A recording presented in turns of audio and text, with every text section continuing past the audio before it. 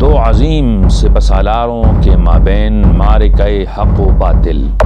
Super power مملکت ایران کے عظیم جرنیل جس کا جنگی نعرہ اس کا اپنا نام رستم تھا، اور مد مقابل ابھرتی ہوئی عرب قوت نو کے عظیم تر سپہ سالار حضرت سعد بن ابی وقاص رضی اللہ عنہ جس کا نعرہ ان الحکم الا للہ تھا۔ ڈپلومیسی کے تاروں اور جنگی چالوں سے مزین کشمکش حق و باطل کے بیچ دلچسپ اور تعجب خیز واقعات کی تفصیل کے ساتھ آج کی محفل میں داستان انفو کی جانب سے آداب قبول کیجیے۔ ناظرین محترم، السلام علیکم ورحمۃ اللہ وبرکاتہ۔ اللہ سبحانہ و تعالیٰ کی طرف سے آپ سب پر رحمتیں اور برکتیں نازل ہوں۔ آج کی ویڈیو کی تفصیل تک آگے بڑھنے سے قبل ہمارا التماس قبول فرمائیں کہ ہمارا چینل سبسکرائب کریں اور بیل آئیکن بھی پریس کریں تاکہ اس طرح کی دوسری ویڈیوز آپ تک بروقت پہنچتی رہیں۔ آپ سب کا بے حد شکریہ۔ ناظرین محترم، کتب تاریخ کے مطابق اسلامی افواج نے ایرانی سپر پاور کے خلاف پہلی بار فتح مبین جنگ قادسیہ کے 3 روزہ جنگ میں حاصل کی۔ یہ جنگ 636 عیسوی کو بمطابق 14 ہجری دور خلافت فاروقی رضی اللہ عنہ میں ہوئی۔ قادسیہ عراق کے شہر کوفہ کے قریب ایک مقام کا نام ہے۔ مدینۃ المنورہ سے جب لشکر اسلام نکلنے لگا تو خلیفہ ثانی حضرت عمر فاروق رضی اللہ عنہ نے حضرت سعد بن ابی وقاص رضی اللہ عنہ کو اس کا سپہ سالار مقرر فرمایا۔ آپ رضی اللہ عنہ کے علاوہ حضرت خالد بن ولید رضی اللہ عنہ، حضرت مثنہ بن حارثہ رضی اللہ عنہ جیسے جلیل القدر صحابہ اور شاہ سوار شامل تھے۔ اسلامی لشکر کی اہمیت کا اندازہ اس بات سے بھی لگایا جا سکتا ہے کہ اس لشکر میں 99 بدری صحابہ، 319 بیعت رضوان میں شرکت کرنے والے صحابہ، فتح مکہ میں شریک 300 صحابہ اور 700 کی تعداد میں صحابہ کرام کے نوجوان بیٹے شامل تھے۔ حضرت عمر فاروق رضی اللہ عنہ نے حضرت سعد رضی اللہ عنہ کو رخصت کرتے ہوئے کہا کہ اے سعد، کبھی غرور نہ کرنا کہ میں رسول اللہ صلی اللہ علیہ وسلم کا ماموں ہوں۔ اللہ سبحانہ و تعالیٰ برائی کو اچھائی سے ختم کرتا ہے۔ یاد رکھنا کہ رب العزت کے ہاں خاندانی برتری کوئی حیثیت نہیں رکھتی، بلکہ اطاعت الہی کی برتری ہوتی ہے۔ جو ہدایات رسول اللہ صلی اللہ علیہ وسلم نے دیے تھے انہیں یاد رکھنا۔ تاریخی روایت کے مطابق جب لشکر اسلام دریائے دجلہ کے کنارے پہنچ گئی تو حضرت سعد رضی اللہ عنہ اور آپ کے ساتھیوں نے اپنے گھوڑے دریا میں ڈال دیے، حالانکہ دریا کی طغیانی لہریں موجزن تھیں۔ قادسیہ کے مقام پر فیصلہ کن جنگ کے لیے عظیم ایرانی عساکر لشکر اسلام کے خلاف سفارہ تھیں، جس کی تعداد مورخین کے نزدیک 2 لاکھ سے زیادہ تھیں۔ اس فوج کی قیادت مشہور زمانہ جنگجو، پہلوان اور سپہ سالار رستم فرخزاد کر رہے تھے۔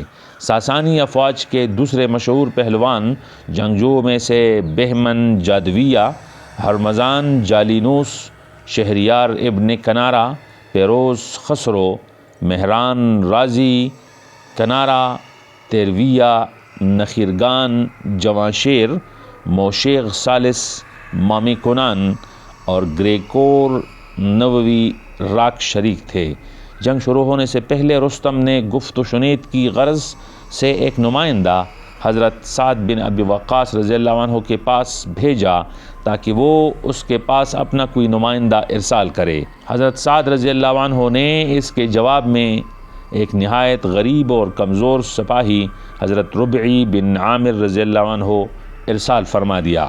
حضرت سعد رضی اللہ عنہ نے آپ کو بتا دیا کہ اپنی وضع قطع میں کوئی تبدیلی نہ کر کے جانا۔ رستم نے اسلامی لشکر کے قاصد کو مرعوب کرنے کے لیے اپنے دربار کو قیمتی جواہرات سے آراستہ کیا اور اپنے ارد گرد خصوصی فوجی محافظوں اور حکیموں کے دستے متعین کر کے نہایت قیمتی تاج سر پر سجا کر آپ رضی اللہ عنہ کا انتظار کرنے لگا۔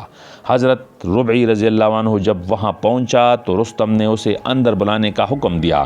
آپ رضی اللہ عنہ نیزے سے رستم کے حجلے تخت کے قالین پر ضرب لگاتے ہوئے اندر گئے۔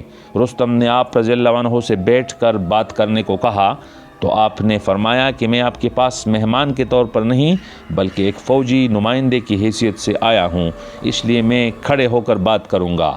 اس بات پر رستم تخت سے اتر کر آپ کے روبرو کھڑا ہو گیا۔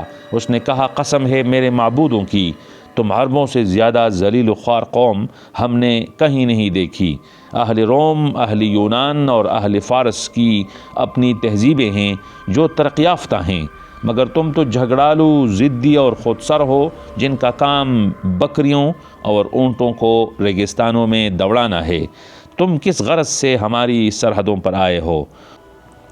ربعی بن عامر نے جواباً کہا، ہاں اے بادشاہ، جیسا تم نے کہا ہم ویسے ہی تھے، جاہل، گنوار، جھگڑالو، بتوں کے پجاری، دستور و نظام سے ناواقف، مگر اللہ سبحانہ و تعالیٰ نے اپنا ایک پیغمبر ہمیں میں سے ہمیں ارسال فرمایا۔ اس نے ہمیں مخلوق کی غلامی سے نکال کر خالق کی غلامی میں دے دیا۔ رستم نے حضرت ربعی کے ترکش سے تیر نکال کر ازراہ تمسخر کہا کہ ان تکلوں کے ساتھ تم ہمیں محکوم کر لو گے۔ حضرت ربعی رضی اللہ عنہ نے جب تلوار نکالی تو گویا بجلی کوند گئی۔ پھر ربعی کے سامنے ڈھالیں پیش کی گئی جو ربعی نے اپنی تلوار سے ٹکڑے کر دیے۔ اخیر سفارت میں حضرت مغیرہ رضی اللہ عنہ قاصد بن کر رستم کے دربار میں آ گئے۔ مغیرہ نے بھی رسول اقدس صلی اللہ علیہ وسلم کے مقصد نبوت پر گفتگو کی۔ رستم نے آپ رضی اللہ عنہ کو انعام کا لالچ دینے کی کوشش کی، تاہم مغیرہ نے تلوار کے قبضے پر ہاتھ رکھ کر کہا کہ اگر اسلام یا جزیہ منظور نہیں تو اس سے فیصلہ ہوگا۔ رستم غصہ سے بھڑک اٹھا اور کہا، آفتاب کی قسم، کل تمام عرب کو برباد کر دوں گا، اور یوں جنگ کا ماحول سازگار بننے کی آخری رکاوٹ بھی ختم ہو گئی۔ اگلے دن دونوں مسلح افواج باہم مقابل ہو گئیں۔ سب سے پہلے ساسانی شہزادہ ہرمز مبارزت کے لیے نکلا۔ اس کے مقابلے کے لیے لشکر اسلام سے غالب بن عبداللہ نکلے۔ غالب بن عبداللہ نے ہرمز کو نہتہ کر کے اسے گرفتار کر کے حضرت سعد کے حوالے کر دیا۔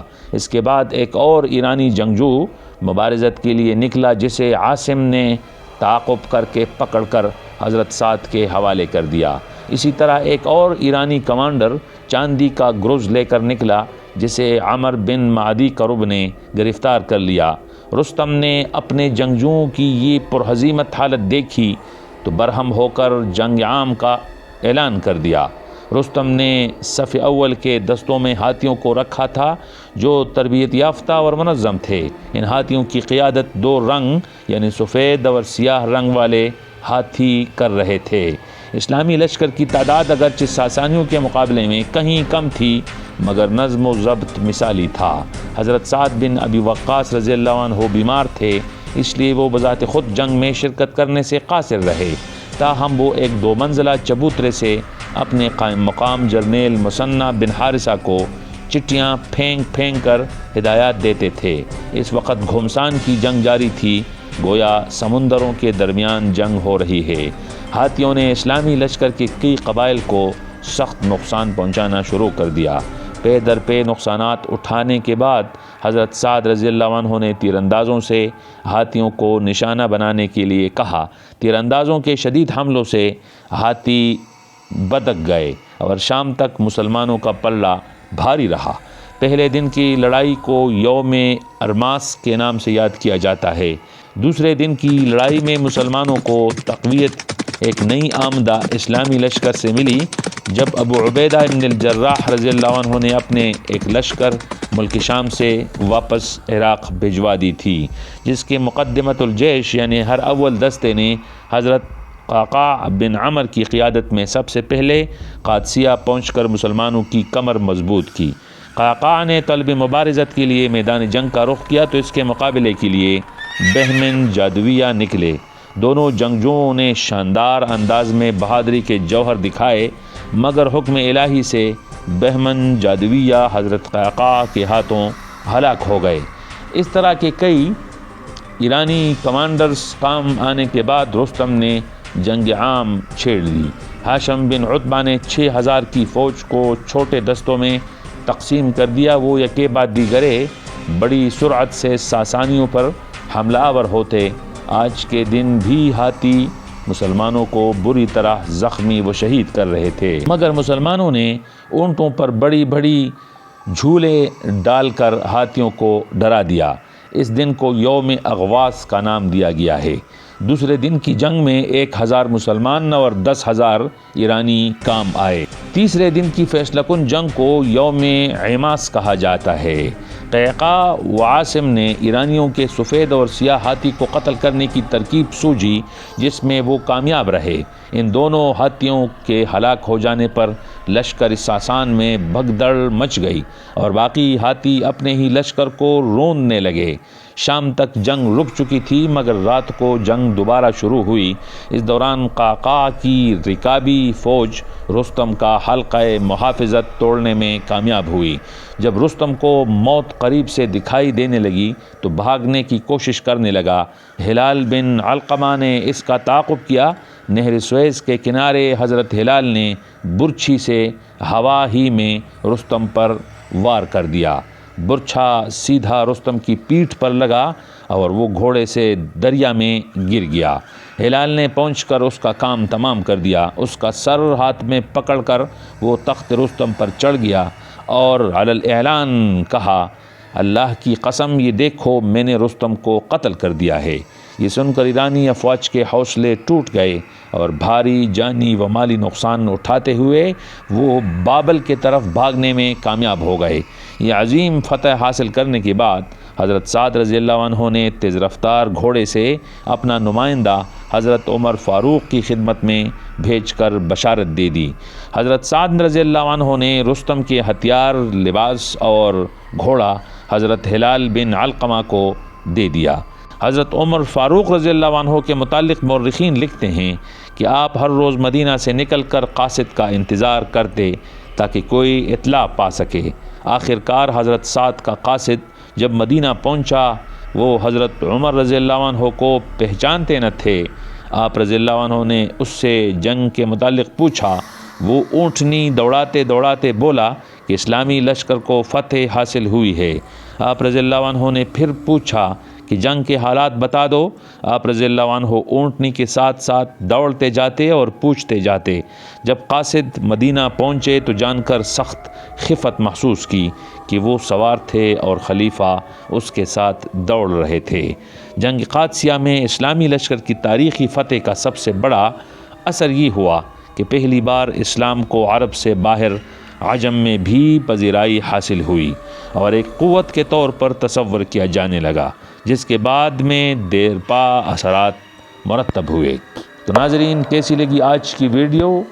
اگر پسند آئی ہو تو لائک بھی کریں اور کمنٹ سیکشن میں اپنے آراء کا اظہار بھی فرمائیں۔ آپ سب کا بے حد شکریہ۔ انشاءاللہ اگلی ویڈیو میں پھر ملاقات ہوگی، تب تک کے لیے اللہ نگہبان۔